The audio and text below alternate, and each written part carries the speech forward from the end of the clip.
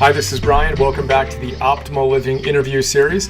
Today I'm thrilled to be chatting with Joshua Cooper Ramo, who is a fascinating individual who wrote a great book called The Seventh Sense, subtitle Power, Fortune, and Survival in the Age of Networks. Joshua is on the board of FedEx and Starbucks. He is the co-CEO and vice chairman of Kissinger Associates. And he's also, in his past lives, the youngest senior editor at Time Magazine, where he wrote over 20 plus cover stories, lived in China for years, fluent in Mandarin, and a bunch of other things that we will leave it at that for now. But I am just really thrilled to chat. Joshua, I appreciate you taking the time, and I'm excited to explore some of your big ideas. Absolutely, Brian. It's great to be with you. I'm totally inspired by what you're doing, so it's really an honor. Right on. Thank you. Let's start at the top. The Seventh Sense. What is it?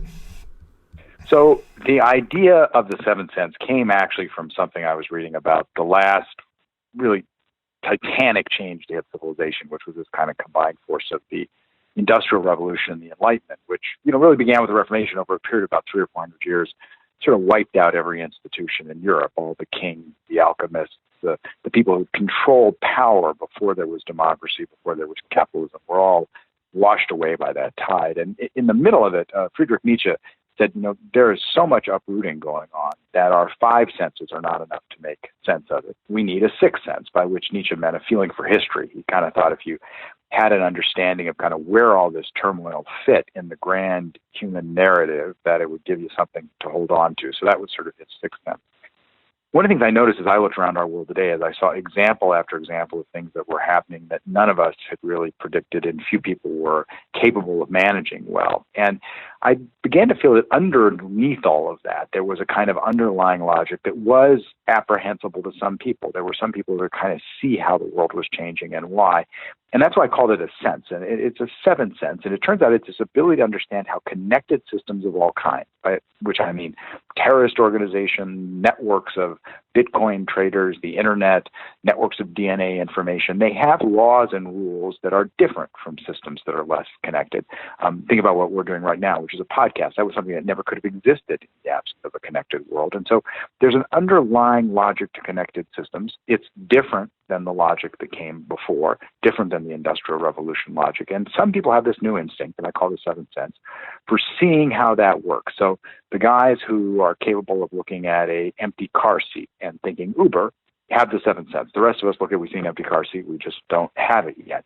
And I think it's that skill that I'm trying to get across, the idea that people who will succeed in the future, and really the people who are succeeding now, are people who understand this one issue. How is it that connection changes the nature of our lives? How does it change the nature of any object, from a share of stock to your car to a voter? There are people who understand that, and trust me, in 100 years from now, there'll be a lot of people who understand that. But right now, knowing that, having that new sense for that new instinct, that's the seventh sense, and I think it's a marker of future success. That's awesome. Well, let's just go straight into what are some of the top ways to cultivate that. Then I want to circle back and talk about what happens when we don't have that and kind of the insanity of our age. But can you share with us some of the things we should be thinking about? One of the things I really wanted to do in the book was really develop a very practical guide. So it was clear you could look all around and see so many examples of things that were kind of going off the rails, right? We're in the midst of the most expensive war on terrorism in human history. Terrorism is ultimately a network phenomenon, and not only is it not going away, it's actually, in some sense, getting stronger. It seems like our economic policies, if anything, not strengthening the middle class, but kind of gutting it. And what I kept asking myself, what could we see differently about this? And so the first thing is, I think, understanding the nature of how linking things together changes how they interact. And so one thing I think all of us can do very practically is just make a survey of your life and ask yourself, what is it exactly that you're connected to? Because we're all parts of these connected systems and have an influence on us, right? The reason terrorism is so effective now is not that it necessarily has the ability to wipe out a country like the United States, but it lives on a network system where information spreads very rapidly and it impacts the way people think and how safe they feel. All of us are connected to things, and we have to ask ourselves, what is it we really understand? Brian, one maybe useful way to think about it that's very practical is, for a long time, most of us determined our careers or would mark out our careers based on our resumes. Okay, well, first we did this, and then we did this, then we did this. Well, think of how little our resumes actually tell us about who we really are. I mean, look at your resume, right? I was fascinated by what you've built and the kind of business and inspiration environment you're creating. And so I went online and I sort of looked up, okay, what's this guy's resume? What your resume is compared to what you've actually built is completely different in a sense, that what's captured on paper doesn't capture the dynamism and the strength and the energy of what you've done. It's certainly true for me and almost everybody I know. Their resume says nothing about them. It's just a list of various things that you've done. What really matters is what are you connected to? And when you sit down and think about what ideas are you connected to, what people are you connected to, what future dreams are you connected to, what experiences are you connected to, you get a much better map of yourself as a person. And so that's the very first exercise I would recommend to people, which is sit down and make a little map. Just draw a little chart of who are the people, who are the experiences, who are the ideas, what are the ideas, and what are the dreams that I'm connected to, and how. And in that kind of living mesh of people and passions, I think you'll see a lot about yourself that may surprise you in terms of how powerful the decisions you've made are, and also may remind you that, oh, hey, this connection is really important. I need to figure out how I can strengthen that connection. That's awesome. Super inspiring. And then we would step back to the early part of the book, and you talk about your work. Is it Master Nan? Is that how you properly pronounce his name? Yes. Master Nan, yeah. So many amazing stories that you shared in the book. And I'll just step back even further and say the book reads like a kind of like a mystery novel or just a quick reading fiction, but just grounded strategic thought. So I read it in close to one sitting, it seemed. I mean, it was just awesome. Wow. And you begin the story with your work with the master and kind of his perspective. One of the things that really struck me was his discussion of the kind of illnesses of the various eras, and particularly the illness that we are in right now as a society. Can you talk to us about that?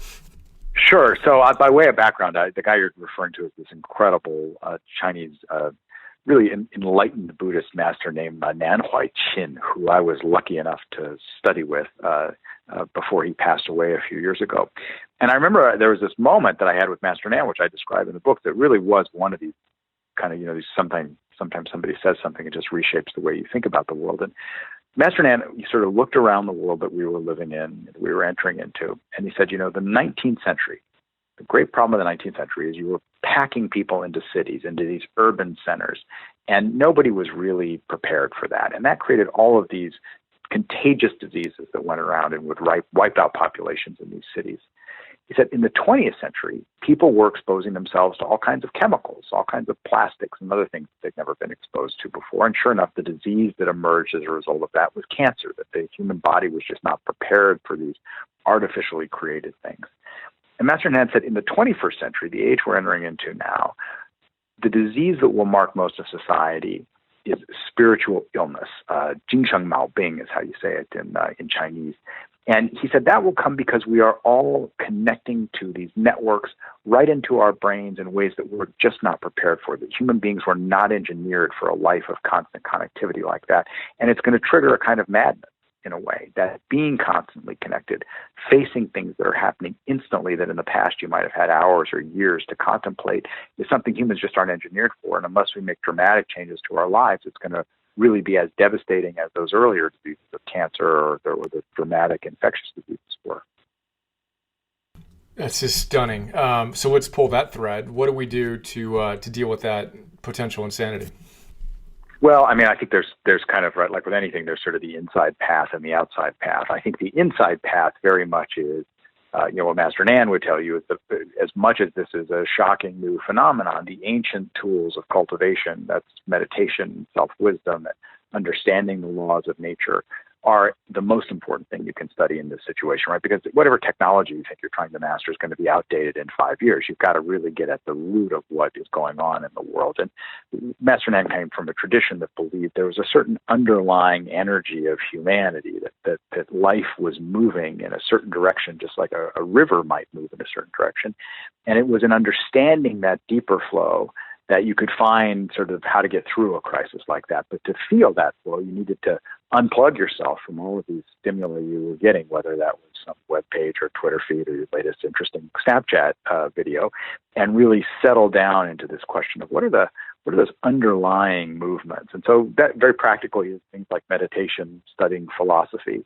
These are the kind of things that a cultivated individual will need in the next century, and developing the kind of intellectual ideas around this. So, 300 or 400 years ago, there were an awful lot of people who didn't understand the idea of freedom and liberty, right? If you were a king, if you were a peasant, the idea that people would vote to decide their future was just kind of nuts. But there were a small group of people who understood that and figured it out, and they were the ones who were successful. Well, today people themselves need to begin to develop some sort of intellectual framework for what is happening and why. How is it that a world of constant connectivity exposes us to great risks, exposes us to great possibility at the same time? And in the book, I really try to give some tools for that. So that's sort of the inner cultivation. How do each of us prepare ourselves for this? How do we each analyze what are we connected to and what does that mean? And then I think there's the outer question, which is what does a world of connection mean for national security? What does it mean for economics? What does it mean for businesses?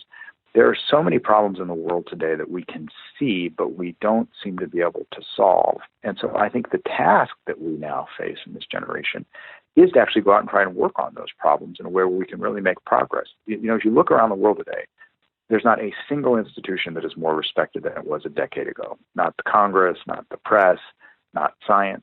And all of that is a sign of a really deep crisis of legitimacy.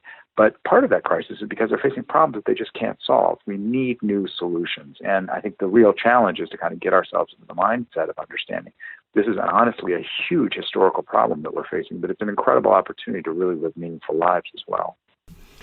Again, stunning and inspiring. And I want to bring it from the inner to the outer, back to the inner. And just when I hear that, when I read the book, it was, okay, well, we each need to optimize our lives and our connection to ourselves. In the midst of this hyperconnectivity to everything else, we become disconnected to ourselves and to that energy, to that life force, to that sense of perspective, the seventh sense, really, right?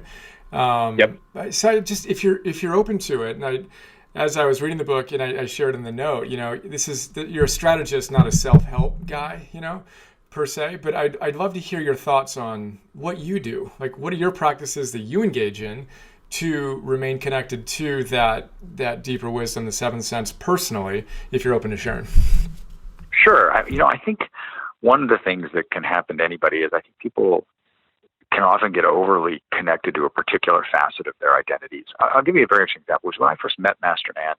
I think most of our experience in the West of people who are spiritually enlightened is that that's all they do, right? They're monks or they're priests, and that is the dominant focus of their life. And that is true for some people, but it is also true that there are people of incredible level of spiritual accomplishment who also are successful in business or politics or engaged in community service, but actually live in the world. And one of the things I find, and also I think the other thing I'd say is it's different for every single person. I mean, everybody's personality is different, so they need different things. For me, at least, trying to maintain a really balanced and well-rounded approach to life has been the most important. So making sure that as hard as I'm working at work, I'm also taking the time, for instance, to write books, that I'm also taking time to travel the world and study art and poetry and philosophy and the things that are interesting to me. We were talking earlier about life in the mountains. You know, I'm from New Mexico, and I think when you grow up in the mountains, it kind of changes the way that you live your life forever. So it's very important for me to be in nature. And I think that sort of well-roundedness, it gets back to that point I was making earlier about kind of making a map of what are all the things you're related to or connected to somehow, and asking yourself, you know, is that the right web of connections to have? And so if you make that map and you find out all your connections are around your work, I think that's too limiting. And part of the reason for that is when you're really going through a revolutionary period, which is I think what we're going through now, everything is changing so quickly that if you do just tie yourself to one thing, you'll miss a lot of what's going on, and you'll be first of all, you'll be exposed from a risk perspective because you're not going to have a feeling for everything that's happening. But you're also going to miss a lot of the wonder and the joy of keeping current and in the revolution that's going on around us. So that might be the second thing I would say, which is just really always trying to make an effort to keep up with whatever is new and innovative and exciting that's going on. I read a very interesting study recently about the importance of constantly exposing yourself to new and complex things for brain health.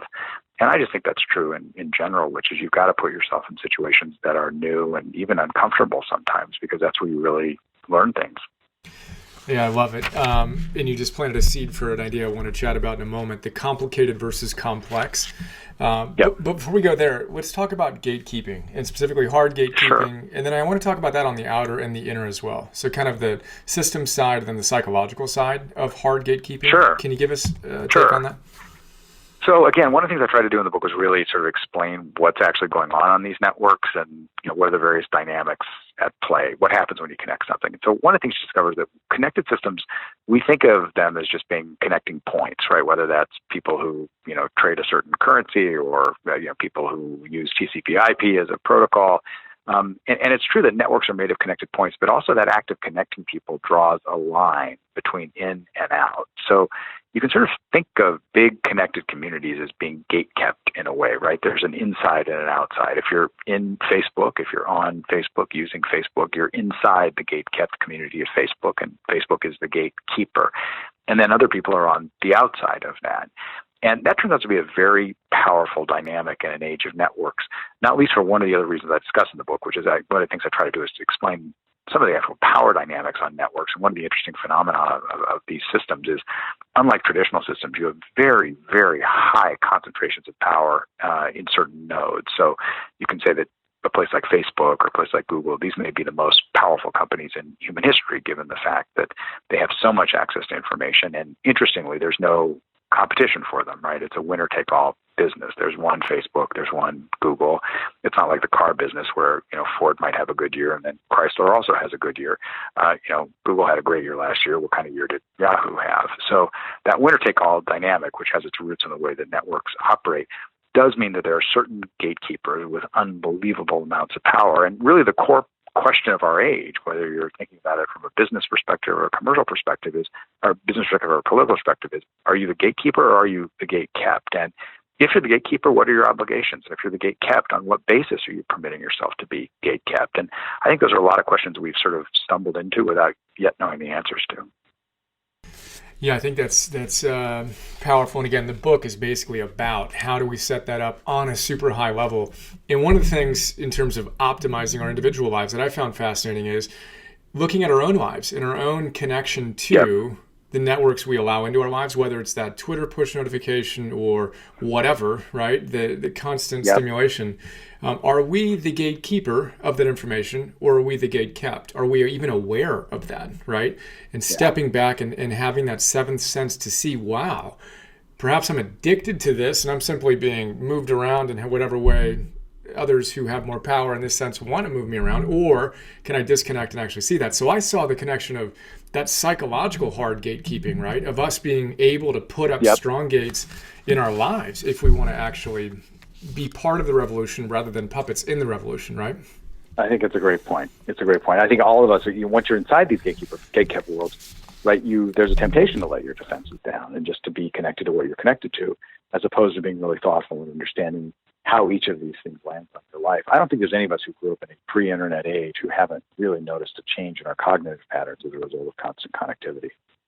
Yeah, and for me, it's fun to play on the edges of that and really kind of deliberately, consciously disconnect and kind of see it more clearly than I do when I'm constantly hopped up on one dopamine hit after another, I try to spend the mornings email and computer free, and I find that's a very good habit if you can possibly do it. Yeah, I do as well, and it's a great perspective to go back to the personal habits that allow you to maintain and cultivate that seventh sense. Talk to us about complicated versus complex. Sure. So I think I try to kind of sort of chronicle in the book, what does it mean to be connected when you're connected all the time? And one of the interesting distinctions is, first of all, just linguistically, there's a distinction between a complicated system and a complex system. So a complicated system is like a jet engine. It's got a million parts, but it can be designed. You can build hundreds of them. They'll all work. There's nothing unpredictable about it. A complex system is more like the Amazon rainforest. It's also got kind of an unlimited number of parts in a way, but they interact in ways that are always very unpredictable. You never know. You could run the same experiment 50 times and get 50 different outcomes because the nature of the interactions are so complex. The world, any system that is packed with more and more items that are interacting with each other produces complexity. So once you start connecting things together, once you have a connected system, it operates on a different logic than one that is simply a complicated system. So an easy way to think about this comes from the field of complexity theory, which is, imagine a sand pile. Imagine you had a little pile of sand and you sort of were dropping grains of sand on the top of that sand pile. Well, at some point you'd add enough additional grains that a bunch of sand would start to slide off that pile. It'd have a little bit of an avalanche. what's interesting about that system is you can't really predict when that's going to happen. You might add 100 grains of sand and nothing would happen. On the 101st, you get a small avalanche. You add another 10 grains, nothing happens. On the 111th, you get a very big avalanche. And that system is a system that scientists say is organized into criticality, that there are so many pieces of that puzzle, so many little tiny grains of sand, hundreds of thousands of grains of sand pressing on each other, that it can't be modeled and it can't be predicted. And so unlike a traditional system where it takes a big force to do something big, on that kind of system, a small force, a single grain of sand, if you hit it in just the right way, can have huge effects. So that's what a complicated system looks like. And our whole world is sort of becoming complex in that sense. That's what a complex system looks like. Our whole world is becoming complex in that sense, which is that we have more people on the planet, we have more financial products, we have more hedge funds, we have more terrorists, we have more Internet of Things connections. Our world is just getting more and more granular in that sense. And so the result is all sorts of unpredictable things are happening around the world. And we have to understand that's just a feature of modern life. It's not like it was an engineering mistake or people didn't think about things properly in many cases. It's just that the nature of connecting things that you never intended to be connected together produces these unexpected interactions. And that's just true when you're talking about, connecting airline networks to parts of the world that don't have good disease control, as it is to connecting, computers to parts of the world where hackers have the ability to sneak into back doors. Yeah, again, we can talk about that forever. And just the application of the systems to the individual, again, of I think oftentimes I used to always think that solving the riddle of optimizing our lives was complicated. It's not. It's complex, right? There's that level of, that one little thing you do may have, that one conversation you have with Master Nan, it's boom, there you go. There's a complexity to it. I think that's a huge insight because, so many people, one of the things we know is that what people think is going to make them happy often doesn't when they get there. And part of the reason is exactly the reason you've described, which is it's your brain chemistry, it's the world, it's all these systems that have some unpredictable element. And you're never going to solve it, and it's never going to be statically fixed once and for all, and you're exonerated from hard work, which is the one idea I skipped over in the beginning was, and let's wrap up with this. I know we have a hard stop coming up. But going back to Master Nan, the story of, was it Sue Quinn and his level of discipline? Yes. Can you share that with us? Because I think that's a really important quality and virtue for us to... This is a famous Chinese story that's told to many young Chinese students of Su Qin, who was came from a relatively poor background back in the Warring States period and aspired to be a great advisor to kings. And he rose and he was successful advising one king, and then he was kind of thrown out because he didn't do such a very good job, and he was humiliated. His family wouldn't even receive him. It was just a disgrace. And so he just locked himself up for almost a decade and did nothing but read books of history to really see if he could learn the underlying currents of humanity in a way so he could then apply them usefully. And one of the famous stories is he studied so hard, didn't want to interrupt his studies, that he tied his long ponytail to a roof beam above him, and he jabbed a knife into his thigh so he would stay awake and keep studying. But, he finished up studying, he did master all this stuff, and he then ended up becoming actually quite an influential political figure. But he was willing to pay whatever price was necessary to make sure that he absorbed as much knowledge as possible. It's so good. And if I remember correctly, Master Nan's question to you was, can you be that disciplined? Yes, exactly. Well, he didn't know that it was possible to acquire knowledge much more efficiently. If Su Qin had been around today, he would have been on the internet for a few hours. He wouldn't have had to do anything with the knife. Although he still would have had to work hard and practice these ideas. Well, this is fantastic. Get the books, The Seventh Sense. Connect with Joshua, joshuacooperramo.com. Joshua, thank you so much. Hey, thanks, Brian. It's really great to be connected.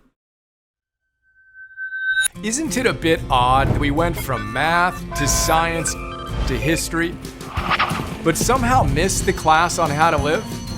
For some wacky reason, Optimal Living 101 never made the schedule. Of course, it's too late to go back and change that, and you're too busy to read full-time to catch up. Yet, if you're like us, you're all about optimizing your life and actualizing your potential. So imagine this. Imagine having someone read the best books on optimal living and pulling out the big ideas that can truly change your life. Those sections you asterisk and underline and mark all up.